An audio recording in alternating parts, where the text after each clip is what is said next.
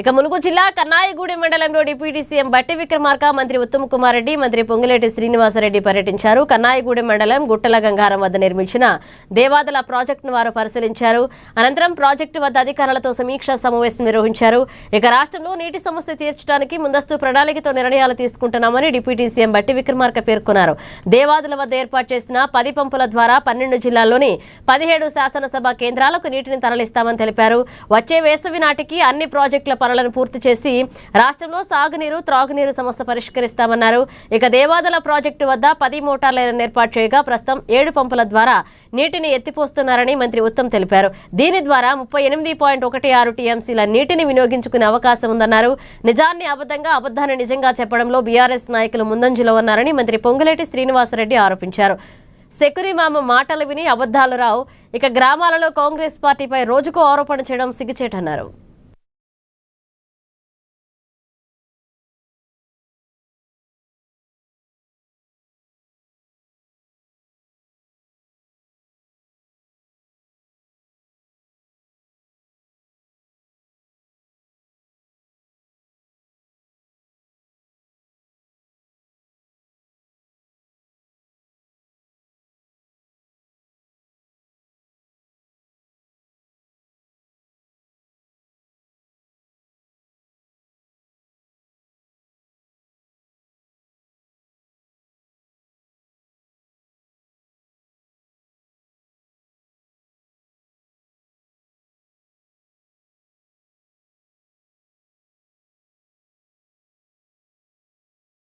ఇప్పుడు టెస్టింగ్ చేస్తున్నాం, టెస్టింగ్ పూర్తయింది.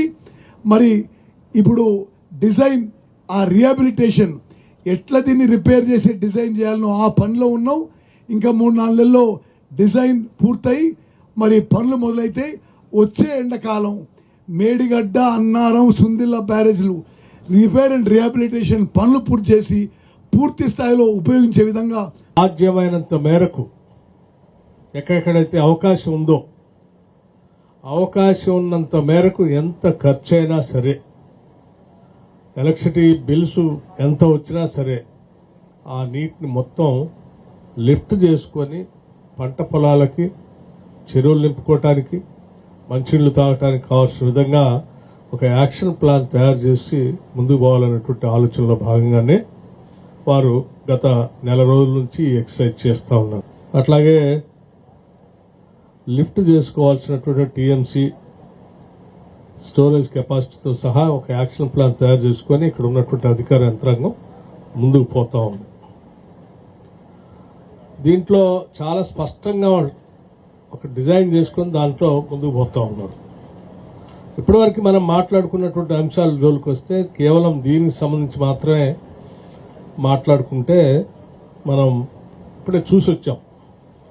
కింద సమ్మక్క సారక్క బ్యారేజ్ ముందే సుమారు 122 కోట్ల రూపాయలు ల్యాండ్ ఎక్విజిషన్ కి రిక్వైర్మెంట్ ఉంది. సుమారు 70 కోట్ల రూపాయలు వర్క్ బిల్స్ పెండింగ్ ఉన్నాయని అధికారులు చెబుతున్నారు. రాష్ట్ర ప్రభుత్వ పక్షాన మరికొన్ని గంటల్లో అవన్నీ కూడా నిధులు రిలీజ్ చేసి వడివడిగా ఈ ప్రాజెక్ట్ ని పూర్తి చేయాలనే చిత్తశుద్దితో ఈ ప్రభుత్వం ఉంది.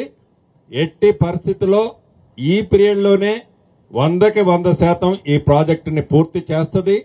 బాటమ్ నెక్స్ ఏవైతే ఉన్నాయో వాటన్నిటినీ గౌరవ ముఖ్యమంత్రి గారు ఇదే స్థలంలో కూర్చొని రివ్యూ చేసినప్పుడు వాటన్నిటికీ పరిష్కారం ఇవ్వటం జరిగింది. కాబట్టి సమస్యలు అనేవి ఏమీ లేవు. 100కి 100% మళ్లీ కాంగ్రెస్ ప్రభుత్వం తెలంగాణ రాష్ట్రంలో అధికారంలో ఉన్నప్పుడే ఈ దేవాదుల ప్రాజెక్టుని పూర్తి చేయటం జరుగుద్ది. ఇక రెండో విషయం, సహచర మంత్రివర్యులు, అనుభవజ్ఞులు, నీటిపారుదల శాఖ మంత్రివర్యులు ఇందాకనే చెప్పారు. గడిచిన కొన్ని రోజుల నుంచి ఇప్పుడు టెస్టింగ్ చేస్తున్నాం, టెస్టింగ్ పూర్తయింది. మరి ఇప్పుడు డిజైన్, ఆ రిహాబిలిటేషన్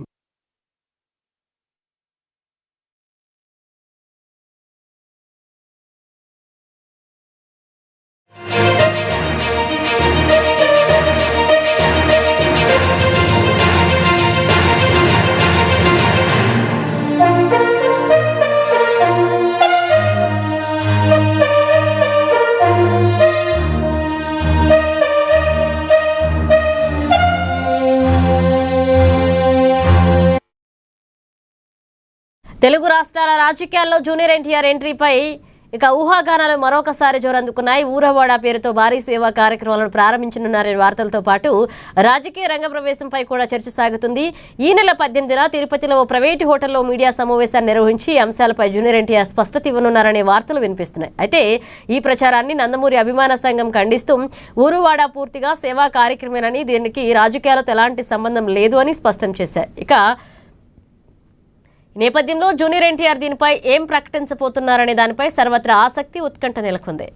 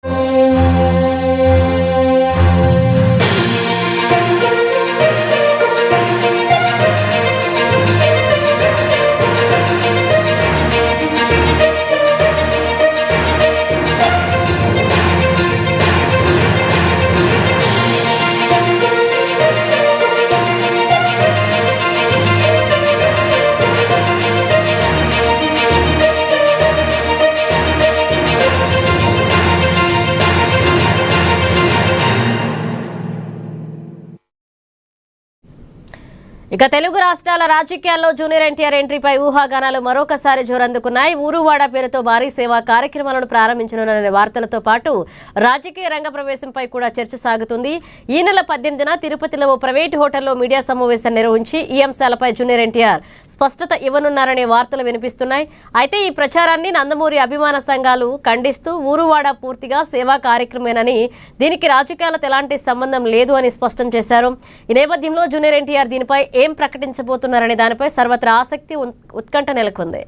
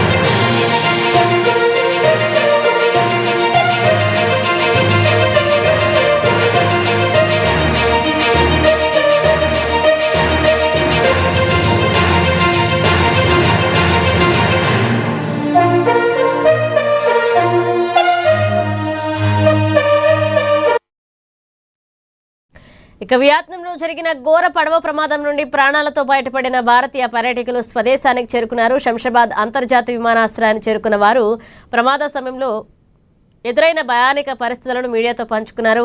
ప్రమాదంలో 15 మంది భారతీయులు ప్రాణాలు కోల్పోవడం తీవ్ర విషాదాన్ని మిగిల్చిందంటూ ఆవేదన వ్యక్తం చేశారు. పడవ మునిగిన కొద్ది నిమిషాల్లోనే సహాయక బృందాలు చేరుకోవడంతో మరింత ప్రాణ నష్టం తప్పిందని తెలిపారు. ప్రమాద సమయంలో సముద్రంలో పడిపోయిన పలువురిని రక్షించేందుకు సహాయక సిబ్బంది ఇతర పర్యాటకులు చేసిన ప్రయత్నాలను వారు గుర్తు చేసుకున్నారు. ఘటనపై వియత్నాం ప్రభుత్వం విచారణకు ఆదేశించగా మృతదేహాలను భారత్కు తరలించేందుకు భారత రాయబార కార్యాలయం చర్యలు చేపట్టింది.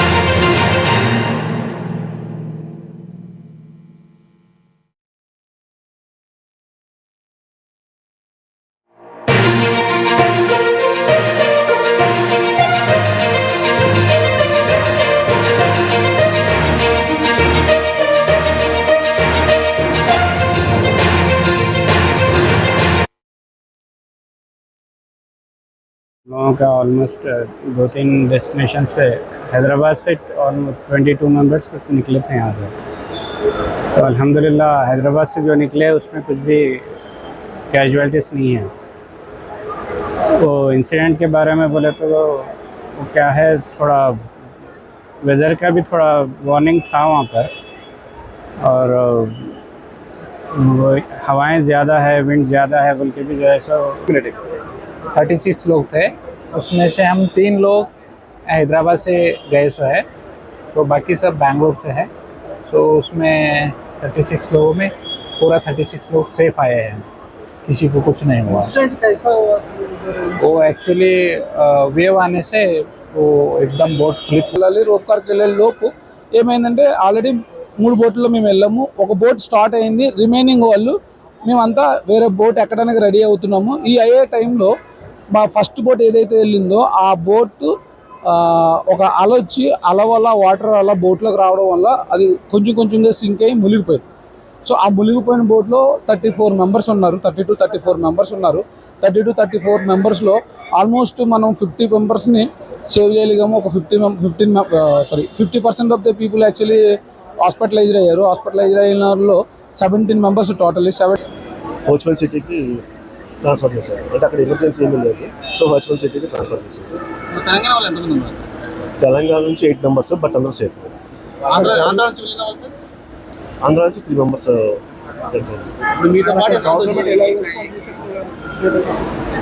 ఇమీడియట్గా అయితే రెస్పాన్స్ లేదు సార్. ఇక్కడ నుంచి ఆంధ్ర నుంచి అయితే లోకేష్ గారు వచ్చిన తర్వాత ఇమీడియట్గా రెస్పాన్స్ అనేది లోకేష్ గారి ద్వారానే.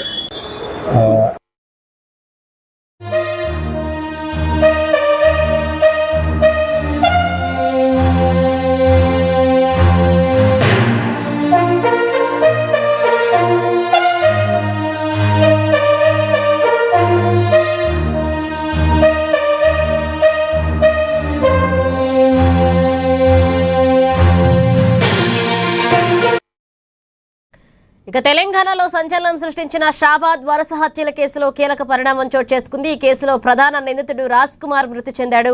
రంగారెడ్డి జిల్లా కొత్తూరు మండలం పంజర్ల గ్రామ శివారులో అతని మృతదేహాన్ని స్థానికులు గుర్తించి పోలీసులకు సమాచారం అందించారు. స్పాట్ కు చేరుకున్న పోలీసులు రాజ్ కుమార్ మృతదేహం పక్కనే పురుగుల మందు డబ్బాను గుర్తించి ఆధారాలను సేకరించి దర్యాప్తు ప్రారంభించారు. మృతదేహాన్ని పోస్టుమార్టం నిమిత్తం ఆసుపత్రికి తరలించారు. ఇక రాజ్ కుమార్ మృతి ఆత్మహత్య లేక మరేదైనా కారణమా అన్న కోణాల్లో పోలీసులు విచారణ చేపట్టారు. చుట్టుముట్టారు. ఈ పరిణామంతో షాబాద్ హత్య కేసులో కీలక మలుపు చోటు చేసుకునే అవకాశం కనిపిస్తుంది. అయితే మరణానికి గల ఖచ్చితమైన కారణాలపై పోలీసులు ఇంకా అధికారిక ప్రకటన చేయాల్సి ఉంది. పోస్టుమార్టం నివేదిక, ఫోరెన్సిక్ పరీక్షల అనంతరం పూర్తి వివరాలు వెల్లడే అవకాశం ఉంది.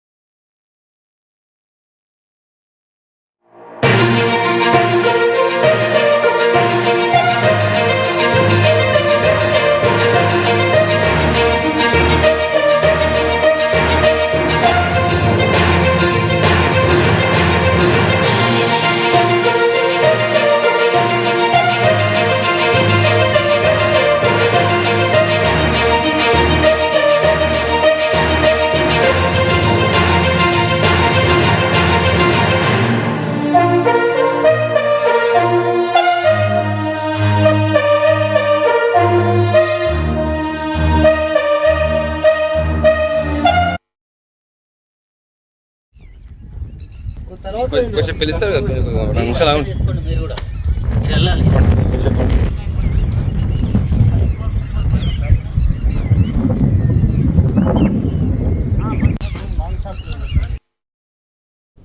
ఇక కాళేశ్వరం ప్రాజెక్టుపై మరొకసారి రాజకీయ దుమారం రేగింది. గాంధీ భవన్లో ఏర్పాటు చేసిన ఫోటో ప్రదర్శనలో ప్రభుత్వ బల్మూరు వెంకట్, మాజీ ముఖ్యమంత్రి కేసీఆర్, బీఆర్ఎస్ వర్కింగ్ ప్రెసిడెంట్ కేటీఆర్లపై తీవ్ర ఆరోపణలు చేశారు. కాళేశ్వరం ప్రాజెక్టులో భారీ అవినీతి జరిగిందని విమర్శించిన ఆయన దీనిపై కేసీఆర్ ప్రజలకు సమాధానం చెప్పాల్సిన బాధ్యత ఉందన్నారు. అలాగే కేటీఆర్కు బహిరంగ సవాల్ విసురుతూ గతంలో తాను చేసిన సవాళ్లకు స్పందించలేదన్నారు.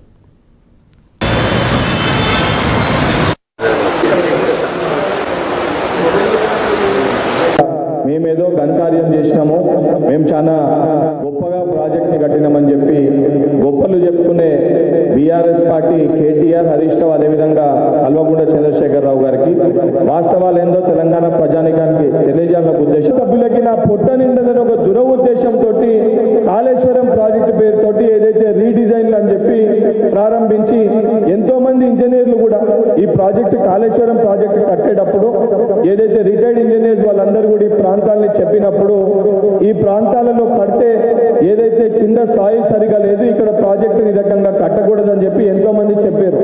సరే, టెక్నికల్ ఇష్యూస్ చాలా క్లియర్ కట్ గా దీనికంటే ముందు చాలా వందల కోట్లు ఆ రోజు ఖర్చు పెట్టి ఈ నీట మునిగిన ఏదైతే పంప్ హౌస్ రిపేర్లకి ఖర్చు పెట్టడం జరిగింది.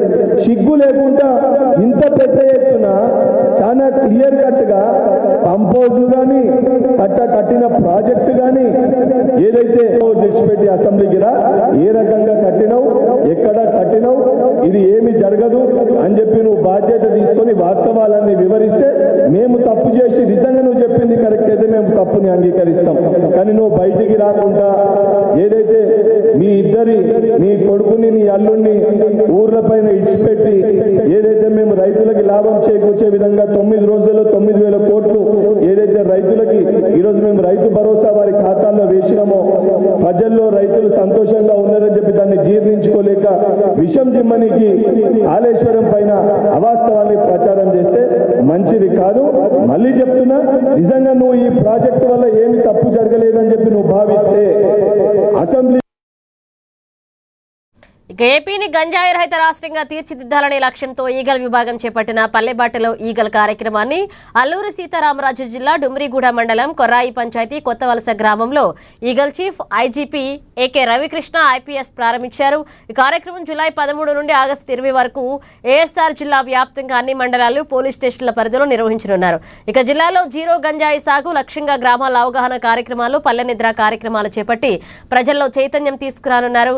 గంజాయి సాగుకు బదులుగా రైతులు చట్టబద్దమైన లాభదాయకమైన ప్రత్యామ్నాయ పంటలను సాగు చేయాలని అధికారులు సూచించారు. అక్రమ గంజాయి సాగు లేదా మాదక ద్రవ్యాలకు సంబంధించిన సమాచారం తెలిసిన వెంటనే ఈగల్ 1972కు సమాచారం ఇవ్వాలని ప్రజలకు విజ్ఞప్తి చేశారు. గత సంవత్సరంలో మనం సుమారుగా 35,000 ఎకరాలకు సంబంధించి 25,000 ఫార్మర్స్కి ఈ పంట 21 రకాల సీడ్స్ ఇవ్వాలని గవర్నమెంట్ నిశ్చయించుకోవడం కాకుండా దాంట్లోని పెద్ద ఎత్తున వాళ్ళు సక్సెస్ అయ్యారు. అదేవిధంగా ఏదైతే మన ఆపరేషన్ చైతన్యం ద్వారా జీరో కల్టివేషన్ అచీవ్ అయ్యామో దాన్ని ఎన్సీబీ న్యూఢిల్లీ కేంద్ర సంస్థలు కూడా దాన్ని గుర్తించి ఆంధ్రప్రదేశ్ని బెస్ట్ ప్రాక్టీసింగ్ స్టేట్ ఈ మోడల్ని వేరే రాష్ట్రాలు కూడా అమలు చేసుకోవాలని మనకు చెప్పడం జరిగింది. అదేవిధంగా మనకి ప్రస్తుతం ఈ గంజా అంతా కూడా ఒరిస్సా నుంచి మల్కాన్గిరి, కోరాపుట్ ఇట్లాంటి జిల్లాల నుంచి మనకి సరఫరా అవుతుంది ఇల్లీగల్గా. దానికోసం అని చెప్పేసి ఈ చెక్ పోస్టులు మనం బలోపేతం చేయడం కోసం కూడా ఈగల్ ప్రయత్నాలు మొదలైనవి. ఇప్పటికే డైనమిక్ చెక్ పోస్టులు పెట్టడం ద్వారా ఇంటెలిజెన్స్ షేరింగ్ ద్వారా ఏఎన్టీఎఫ్ ఒరిస్సాతో కూడా ప్రత్యేకంగా వాళ్ళకు కూడా ఇంటెలిజెన్స్ షేర్ చేయడం ద్వారా చాలా కంట్రోల్లో తీసుకురావడం జరిగింది. ప్రజలను కూడా మేము ప్రత్యేకంగా అప్పీల్ చేస్తున్నాం. ఎక్కడైనా సరే మీ ప్రాంతంలో గంజాయి ప్రవేశిస్తే కాల్ ఈగల్ 1972 క్యాంపెయిన్ కూడా తీసుకున్నాం. ఆపరేషన్ ఈగల్ ఆన్ ట్రైన్స్ ఇది ఒక స్పెషల్ ఆపరేషన్ మనం గత సంవత్సరంగా చేస్తున్నాం. ఒరిస్సా నుంచి వస్తున్న 21 ట్రైన్స్లో మనం ఈ కార్యక్రమాన్ని మేము చేస్తున్నాం. ఈ ట్రైన్స్లోని జిఆర్పి, ఆర్పిఎఫ్, అదేవిధంగా local police, eagle, narco canines అంటే డాగ్ స్క్వాడ్స్ ముఖ్యంగా వీటిలో శిక్షణ పొందిన డాగ్స్ ఏమైతే ఉన్నాయో వాటి ద్వారా మనం వాటి చెక్ చేస్తున్నాం. Operation eagle on trains. అదేవిధంగా ఆపరేషన్ సేఫ్ క్యాంపస్ జోన్ సుమారుగా మనము 40,000 విద్యా సంస్థల్లోని ఈగల్ క్లబ్స్ ప్రారంభించడం జరిగింది. ఈ ఈగల్ క్లబ్స్ ప్రధానమైన ఉద్దేశం ఈ వర్క్షాప్స్ కండక్ట్ చేయడం, స్కూల్స్లోని వాటిలో కాంపిటీషన్ కండక్ట్ చేయడం. పల్నాడు జిల్లా సత్తెనపల్లిలో రాష్ట్ర సమాచార కమిషనర్ శ్రీనివాసరావు ఆకస్మిక తనిఖీలు చేపట్టారు. ఎంఆర్ఓ కార్యాలయం, సబ్ రిజిస్ట్రార్ కార్యాలయం, ఇక principal civil judge court, Sattenapalli rural police స్టేషన్లను సందర్శించి రికార్డులు, కార్యాలయాల పనితీరు పరిశీలించారు. ఈ సందర్భంగా అధికారులకు పలు కీలక సూచనలు చేశారు. ప్రజలకు అవసరమైన సమాచారాన్ని పారదర్శకంగా త్వరితగిన అందించాలని స్పష్టం చేశారు. ఆర్టీఐ చట్టం అమల్లో ఎలాంటి నిర్లక్ష్యం ఉండకూడదని హెచ్చరిస్తూనే చట్టాన్ని దుర్వినియోగం చేసే వారిపై కీలక వ్యాఖ్యలు చేశారు. ప్రజలకు ఉపయోగపడే సమాచారాన్ని నిరభ్యంతరంగా అందించాలని పిలుపునిచ్చారు.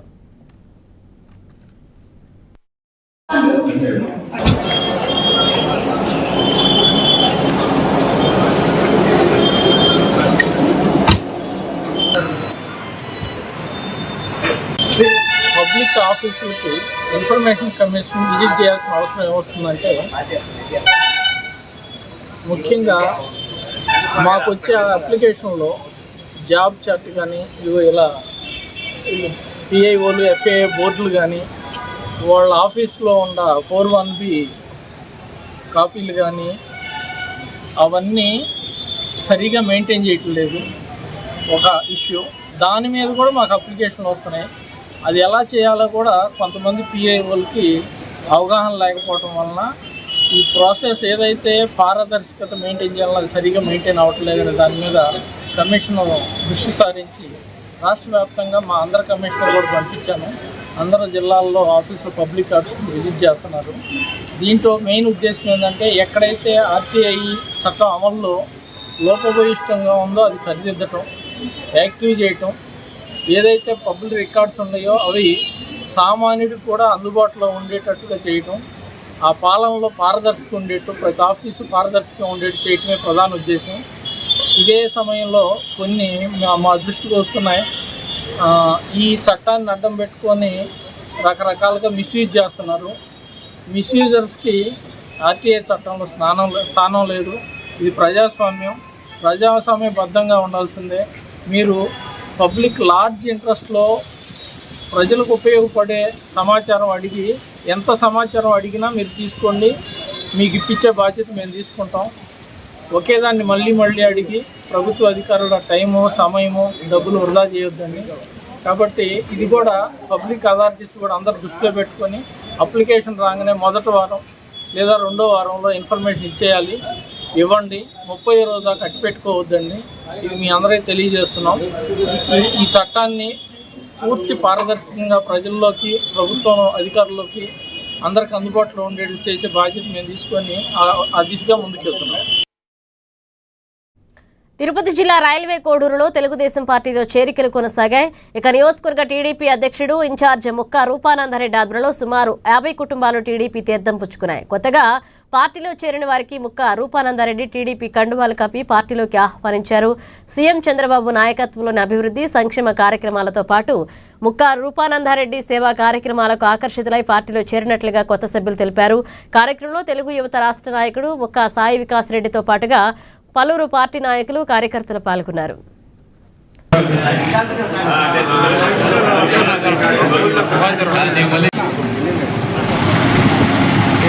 ఎంతో సంతోషం. ఎందుకంటే మన చంద్రాపురం గ్రామం రమణ అన్నగారు వాళ్ళ సంబంధించిన గ్రామం పెద్దలందరూ పార్టీలో జాయిన్ అయినందుకు మనస్ఫూర్తిగా పూర్వకంగా నమస్కారాలు తెలియజేసుకుంటున్నాయి. సందర్భంగా ఈ రోజు నుంచి రమణ తెలుగుదేశం పార్టీలో సభ్యులుగా ఉంటారు. ఏ సమస్య ఉన్నా కూడా తప్పకుండా నేను అండగా ఉంటాను. తెలుగుదేశం పార్టీ కుటుంబ సభ్యులందరూ కూడా అండగా ఉంటారు. ఏం ఇబ్బంది పడవలసిన అవసరం లేదు. కాబట్టి ఏదన్నా ధైర్యంగా ముందుకు పోయి పార్టీని బలోపేతానికి గట్టిగా కృషి చేస్తారని, రమణ కృషి చేస్తారని మనస్ఫూర్తిగా ఈ సందర్భంగా తెలియజేసుకుంటూ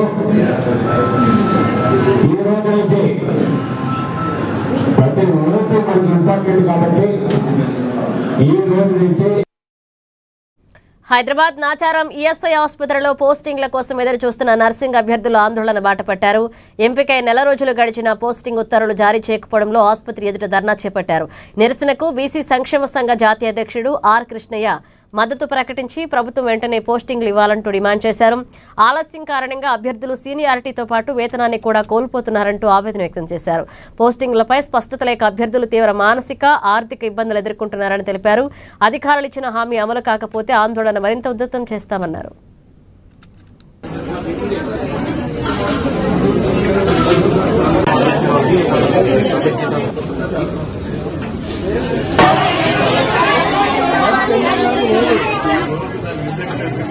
ఇప్పుడు అన్ని అవాంతరాలు అయిపోయినాయి.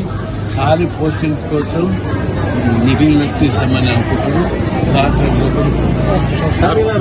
బకాయిలు చెల్లించాలని, పాత జీవో ప్రకారం స్కాలర్షిప్ల ఫీజులు చెల్లించాలని డిమాండ్ చేస్తూ రేపు నేను నాతో పాటు అనేక మంది నాయకులు ఇందిరా పార్క్ వద్ద సత్యాగ్రహాన్ని తీసుకురావడం పెద్ద ఎత్తున జరిగే సత్యాగ్రహ దీక్షకు ముఖ్యమంత్రి స్పందించాలి.